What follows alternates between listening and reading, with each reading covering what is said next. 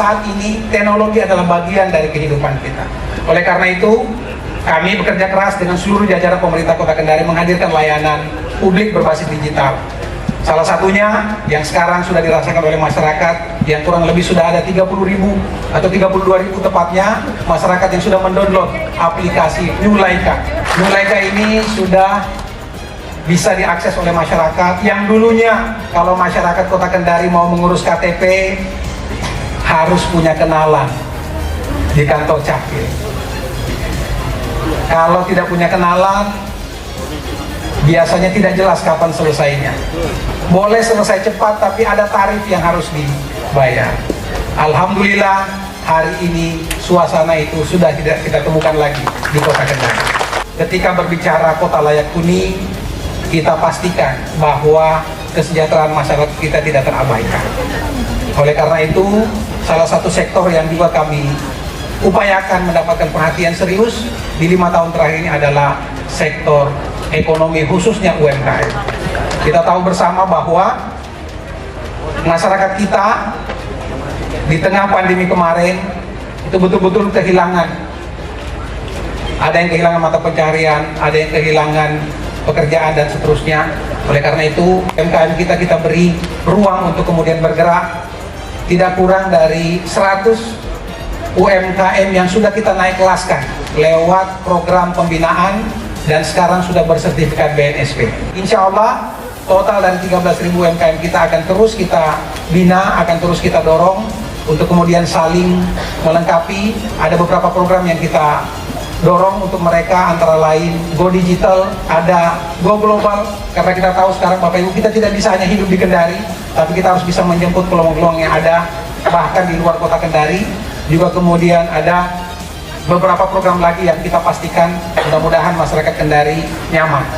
Apa yang kita rasakan di Kota Kendari ini tentu harus kita syukuri, dan insya Allah kami berusaha untuk kemudian menghadirkan ini semua untuk masyarakat Kota Kendari dalam bingkai atau kemudian dalam wadah Kendaripreneur. Kita sebutnya dengan Kendaripreneur. Mudah-mudahan gerakan ini terus berlanjut nantinya dan kemudian bisa bersama seluruh potensi, khususnya anak-anak muda di Kendari, untuk bisa memaksimalkan potensi ekonomi yang kita miliki di Kota Kendari. Menyadari tanggung jawab yang begitu besar, tentu kita tahu bersama Bapak Ibu, untuk mewujudkan kota layak huni tidak mungkin kita hanya berbicara visi, tidak mungkin kita hanya berbicara infrastruktur, tapi kita juga harus memperhatikan salah satu aspek yang tentu penting sekali, yaitu aspek pendidikan. Karena kalau kita mengabaikan aspek manusianya, maka semua yang kita bangun, semua yang kita wujudkan boleh jadi tidak akan memberikan efek dan manfaat yang besar bagi kita maupun kota yang kita banggakan ini.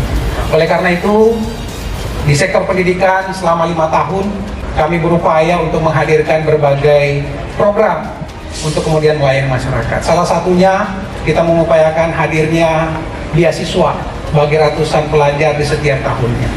Alhamdulillah ini cukup dirasakan oleh pelajar-pelajar kita, khususnya yang menjadi kewenangan kami di tingkat SD dan SMP. Kemudian juga alhamdulillah pengelolaan dana BOS juga cukup dirasakan oleh masyarakat. Walaupun 2 tahun terakhir kita tahu bersama Bapak Ibu bahwa COVID-19 betul-betul menjadi ujian bagi kita, tapi di sektor pendidikan kita terus bergerak. Justru di 2 tahun selama anak-anak kita belajar online, kami hadirkan berbagai pembangunan fisik untuk kemudian mengoptimalkan nantinya ketika anak-anak kita kembali bersekolah secara offline. Kemudian saya juga hadir langsung di sekolah-sekolah untuk memberikan motivasi, karena kita tahu selama pandemi ini yang paling terpukul dari anak-anak kita itu adalah mental mereka.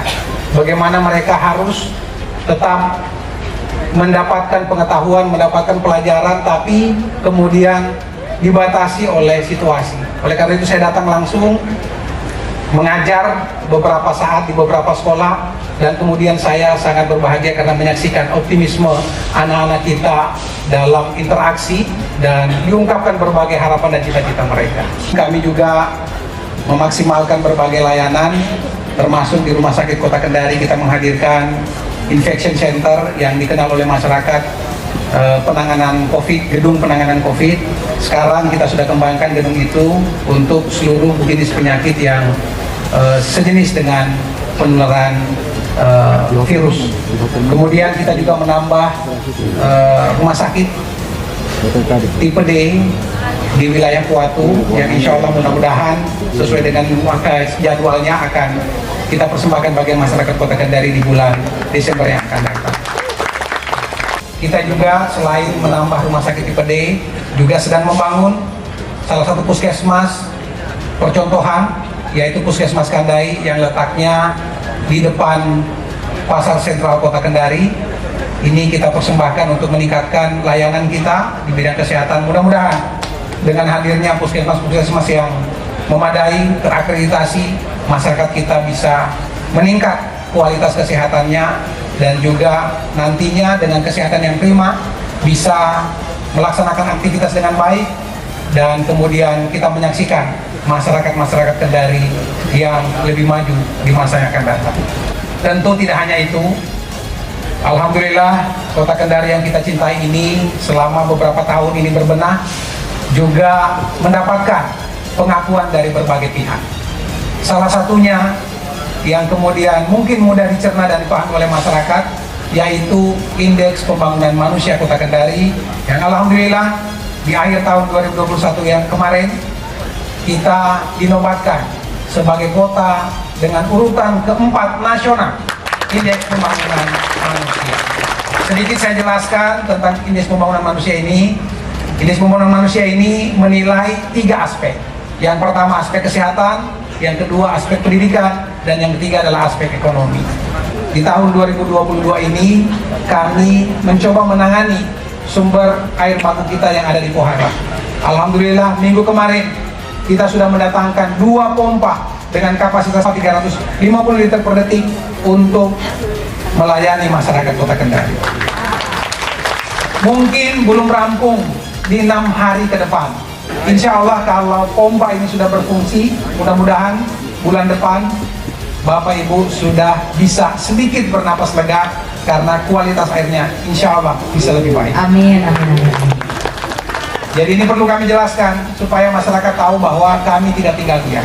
Seluruh jajaran pemerintah Kota Kendari tidak tidur dan terus bekerja untuk kemudian mempersembahkan pembangunan bagi masyarakat Kota Kendari. Saya tahu, tokoh-tokoh kita tahu ini makna dari Kalosara, seperti apa tinggi nilainya di tengah-tengah masyarakat Kendari. Insya Allah mudah-mudahan di bulan Desember kita sudah bisa menikmati.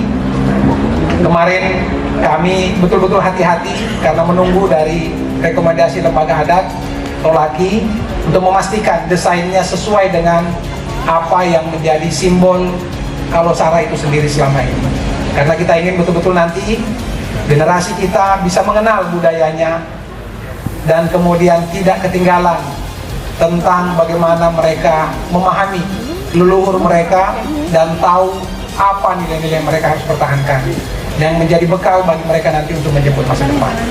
Yang menjadi hasil dari pembangunan di Kota Kendari bukan karya satu orang, tapi ini karya kita bersama, karya seluruh masyarakat Kota Kendari.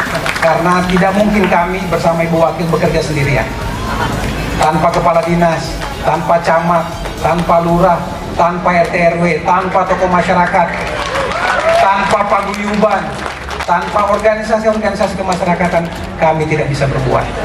Oleh karena itu, semua yang kita saksikan ini Bapak Ibu sekalian adalah hasil kerja kita bersama. Luar biasa, kita berikan tepuk tangan sekali lagi untuk Kendari. Yeay. Inilah yang bisa kami jelaskan kepada Bapak Ibu semua, bagaimana kemajuan Kota Kendari 5 tahun terakhir. Kami sadari betul bahwa tentu ini belum sempurna. Masih banyak yang harus kita benahi, masih banyak yang harus kita tuntaskan. Mudah-mudahan kita semua tetap diberikan kesehatan dan kekuatan oleh Allah Subhanahu wa taala, Tuhan yang Maha Kuasa, untuk mewujudkan Kota Kendari yang kita banggakan. Amin.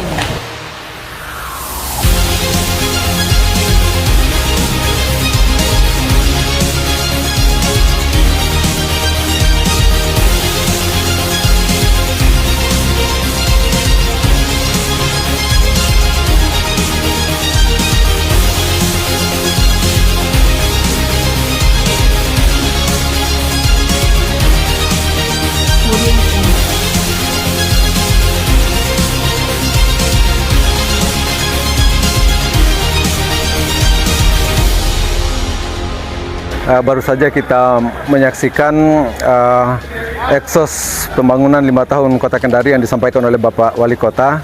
Luar biasa, selama 5 tahun terakhir pembangunan Kota Kendari seperti yang disampaikan Bapak Wali Kota tadi, dan hampir semua segi, hampir semua bidang, hampir semua OPD.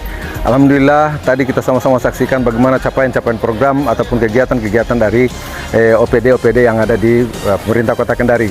Kami dari Dinas Komunikasi dan Informatika Kota Kendari paling tidak mendukung dari sisi teknologi, dari sisi informasi, sesuai juga visi misi Bapak Wali Kota Kendari terkait dengan bagaimana menjadikan Kota Kendari ini sebagai kota layak huni yang berbasis ekologi, teknologi, dan informasi. Tadi semua aspek disampaikan oleh Bapak Wali Kota, termasuk juga bagaimana mempermudah pelayanan-pelayanan kepada masyarakat.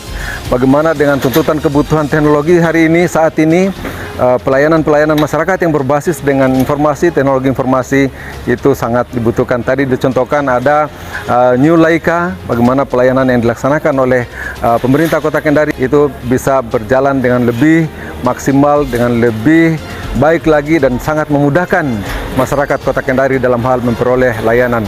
Banyak kegiatan-kegiatan pembangunan tadi sudah sama-sama kita dengarkan, baik itu pembangunan infrastruktur, jalan, jembatan, dan macam-macam lagi, termasuk juga dari sisi pariwisata, dari sisi kesehatan, pendidikan, dan sebagainya. Itu semua tadi sudah dipaparkan oleh Bapak Wali Kota. Harapan kami mudah-mudahan apa yang sudah dilaksanakan selama ini bisa ditingkatkan dan dilanjutkan pada program-program di tahun-tahun mendatang ataupun di masa-masa kepemimpinan yang akan datang.